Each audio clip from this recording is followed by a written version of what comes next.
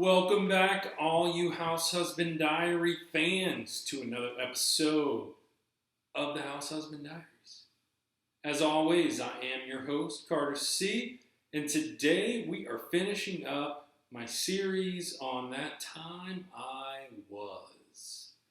Talking about my job history. Now, I've gotten a little bit of flack from some people about, talking about what I used to be, not focusing on the past. But to be honest, that's not why I'm doing it. It's not for any particular person's enjoyment, or do you care? Do I care about the past? Really, what I'm putting videos out here for is just in case you are struggling and you've been in a tough situation, and it's been similar to a tough situation that I've experienced. Then maybe we could share a bond, and then if you had any questions, I'd be able to share about my experience in private. Share more in depth and more fully about that experience, and maybe we could just share, and maybe something that I've been through could be a positive influence on situations you're going through. So really, that's the only reason. I'm not saying that, with the Forrest Finn stuff that I'm doing, with the sports stuff that I'm doing, that this is must watch, prime time television, YouTube TV and stuff. Not at all. I don't think that. I don't think you should think that. This is simply me sharing my life with you.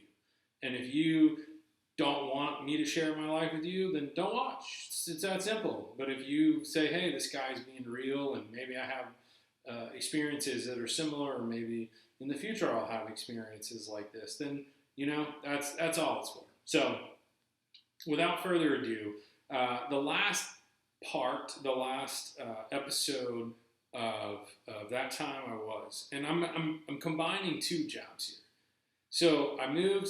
Last episode of this series was I got into accounting, got my master's degree in accounting, was working preparing tax returns, yada yada, working at a CPA firm, and then my wife, future wife, she was my fiance at the time, had to do residency in Charleston, South Carolina. And so I moved down to Charleston, South Carolina to be with her, where we lived for 3 years. And so I was doing accounting. So I was looking for accounting jobs. And I will tell you right now, Charleston, South Carolina is beautiful. It's a beautiful place. A lot of history. Great place to be. If you have millions of dollars in your bank account and you have six-figure incomes. It's great. It's a wonderful place. It's beautiful. You can afford to eat out. You can afford a nice house downtown, or a nice house in Mount Pleasant. It's phenomenal. If you're in the 1%, Charleston is to die for. But if you're in the other 99%, Charleston sucks. Charleston's not worth it. Charleston's a great place to visit. Now, I'm totally calling my wife out here. She is not going to like this. But my wife and I have talked about this. We talked about it when we lived in Charleston. We talked about it, when we were in Boston. And we talked about it this year in North Carolina. We don't miss a thing about Charleston on a day in and day out basis. Anything you want in Charleston, you can get on a weekend trip. Pay for a hotel room. Get some reservations at some of the nicer restaurants. Have a fantastic weekend. Spend $1,000 or $2,000 and get the heck out of Dodge. It'll be way cheaper than living there. It's 100%. Charleston, that's Charleston in a nutshell. It's beautiful, but there's nothing about Charleston you can't get in 3 days. And then you can get it 3 days, twice a year, once a year. Done. Charleston, that's Charleston, South Carolina for you. I don't care for nothing about making people down there mad. That's just the truth. It's just the truth. So if you love Charleston, I'm telling you, my experience in Charleston was this.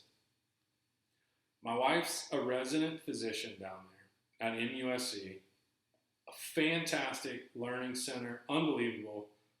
A little side note, Alex Honnold, the guy that did the free solo up El Capitan, free rider, apparently, I think it was in that documentary, he actually got his brain scanned doing the, like, I don't remember what it was that they scanned. The only thing that came to mind was medulla oblongata, but I think that was Waterboy. And anyway, so Alex Honnold, but I think he got scanned at MUSC, and I think it was he got scanned while we were living in Charleston, and I'm like, oh my god, like he's one of those, like top 5 people, top 10 people I'd love to hang out with. Like I don't think we have anything in common. Like I don't rock climb. I'm kind of not in good shape, and I'm not even, whatever. And I don't think he plays golf and or basketball or I don't know. But anyway, Alex Honnold, if you ever watch this, like come to North Carolina. I'd love to meet you. Love to have you on the show, but I'll reach out through other channels for that. So I'm getting off topic, but anyway, he went to MUSC, I think, and he got his brain scans in that Free Solo documentary. I think that was where I saw that, and so I was like, oh man, that's crazy. Have a chance to be in the same place as one of those like all-time crazy people, crazy good, crazy awesome. So anyway, so what I was saying is my wife had a fantastic experience. Like wouldn't trade it for the world as far as education, as far as learning, on the job, hands on, everything. Like phenomenal. Like wouldn't trade it for the world. Love our time in Charleston. Me on the other hand, with a master's degree in accounting, I moved to Charleston, and I'm expecting to get a decent paying job pretty quickly. Charleston supposedly is a growing economy, and I'm well educated, so I should have a job in this great economy, right? Wrong. So 4 months on the job hunt. That's how long it took me. Everybody wants to talk about whether it was Obama, because this is the tail end of the Obama administration and into the Trump administration. I bridge both of them. 4 months, and they're all talking, whatever, unemployment's down, blah, blah. Yo, that is not the story of everyday people, of you and me. Like, not even close. So it took me 4 months of applying to any number of jobs. And what I found out was that I was getting passed over because there were people that had better qualifications and like 20 years experience that were taking like $50,000 a year jobs, like salary. And at the time I was like 32, and I was like, what? I can't compete with people that have similar educational experiences, backgrounds, and yet have 20 years more experience than I do.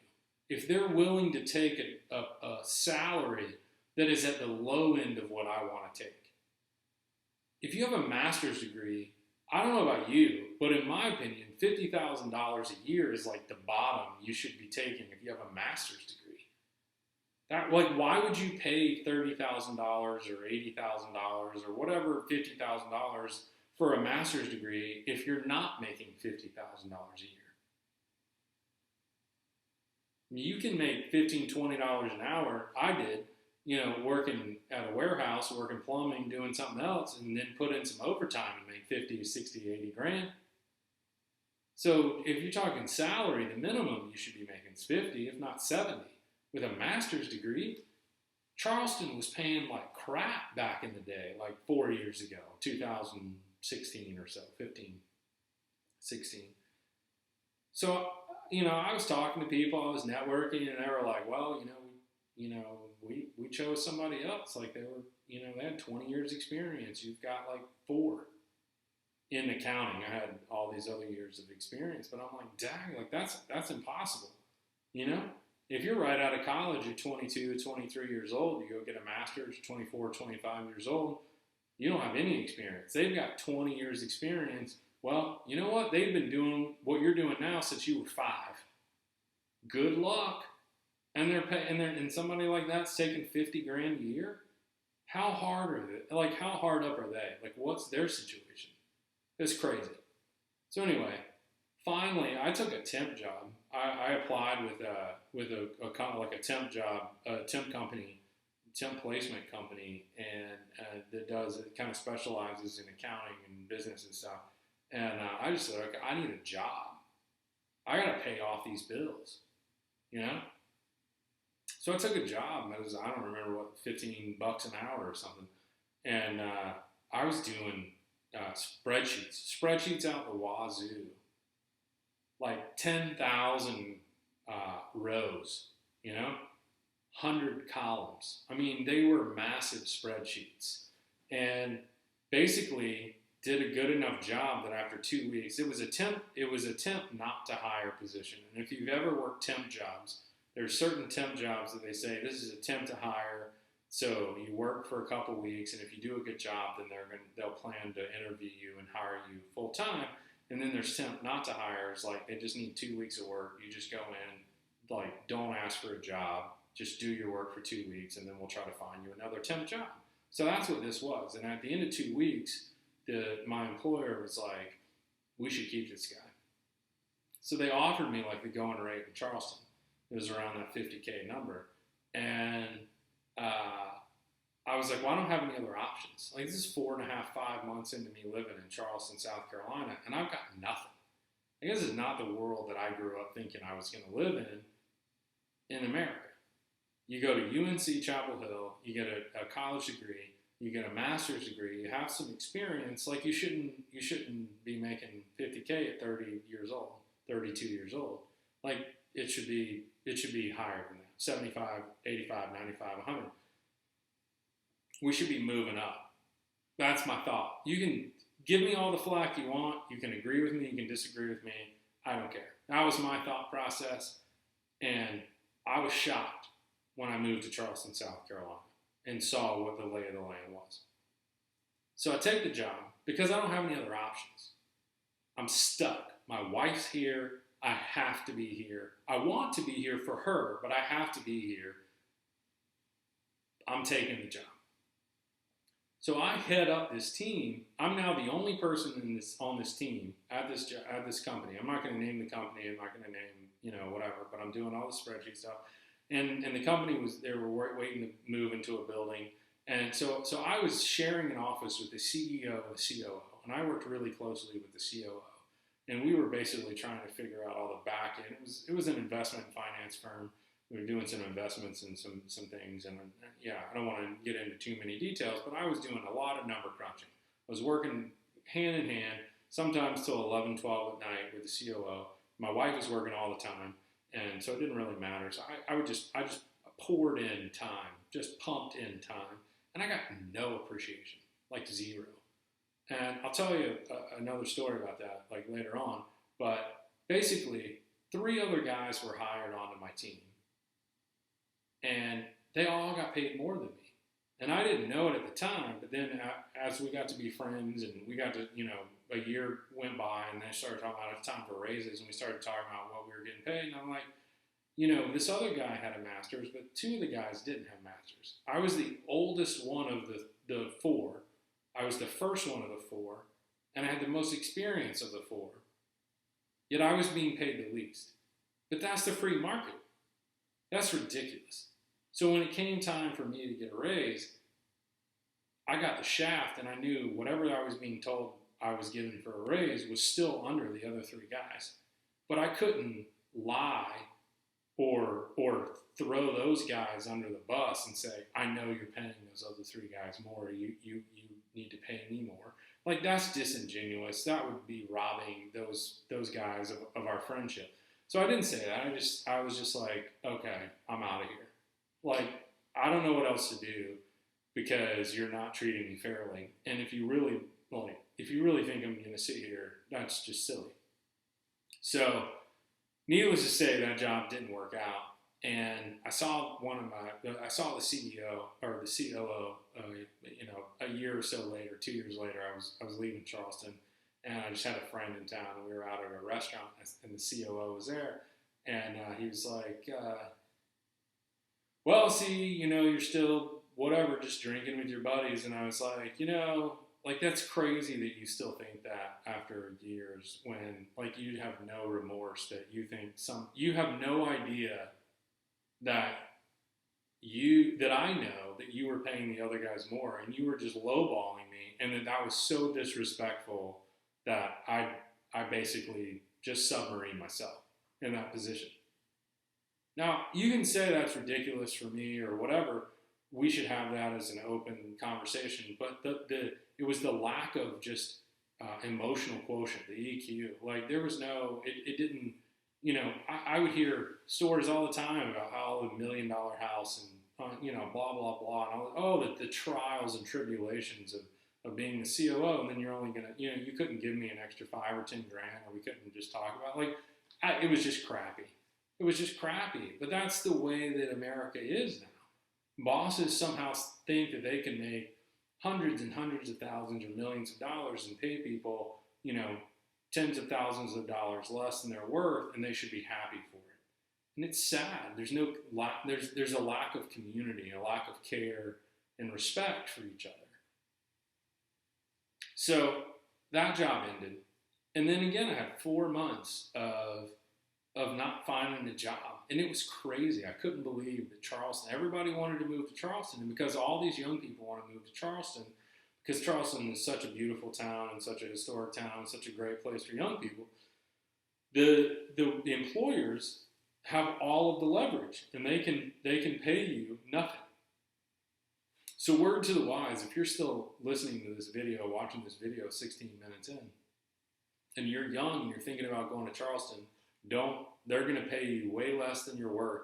The rent is super high, food's super high. Like, it's a great place to visit, but don't go there. The economics of Charleston, South Carolina are not in your favor, period. It's just word to the wise. So I got a job through a friend, some networking. My boss apparently didn't want to, the guy who hired me apparently didn't want to hire me. I'm not really sure why he hired me. That'd be fun to have him on. So anyway, I get hired, and it's a venture capital backed startup company. And startup I use loosely because the company had been around for like 7 or 8 years, and they were just now getting venture backed money in.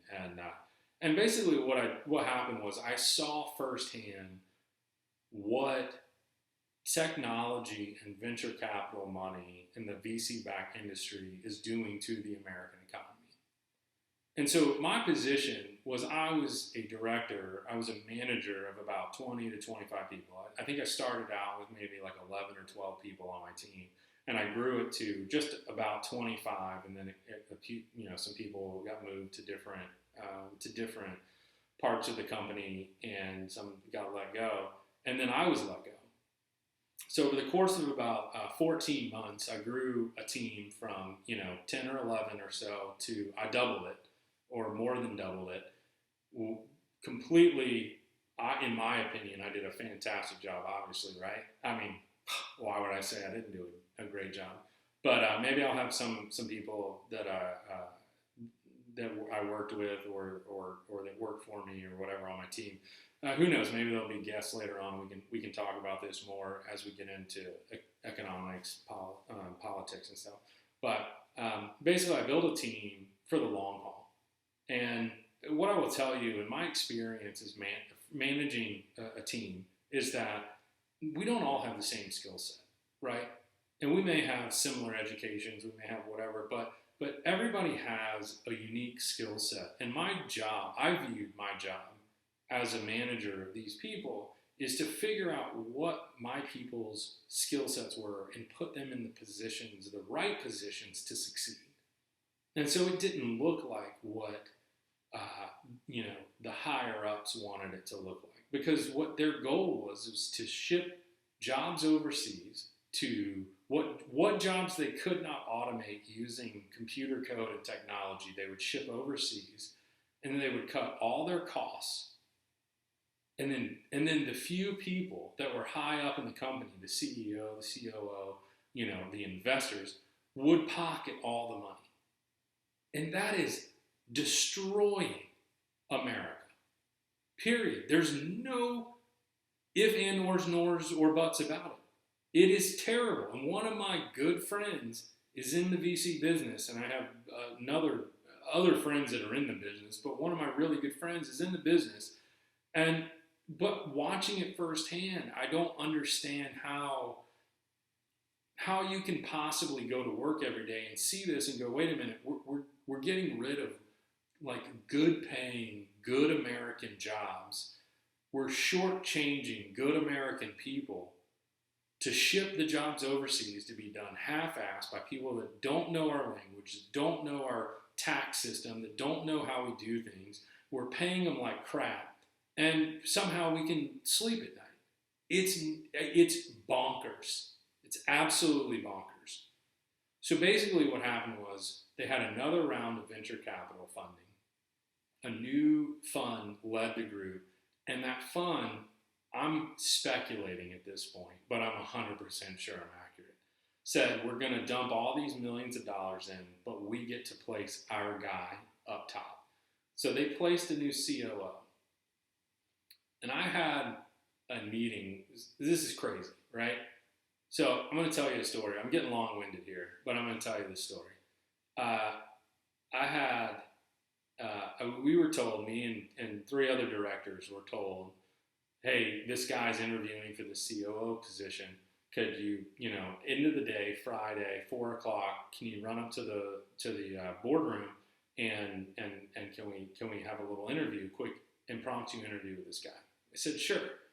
So at 3:30, we had a couple of pony kegs in the downstairs at our business. We had 2 floors, and they were open at 3:30 or 3 o'clock on Friday afternoon. So I got a pint of beer and went upstairs. I was the first person in the boardroom, and I take the head of the table.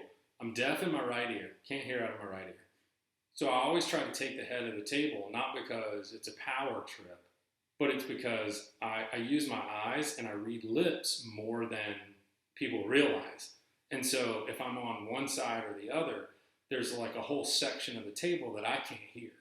And it's really awkward. And anyway, take the head of the table, which I normally try to do, or get to that one end of the table so that it's easier for me to hear.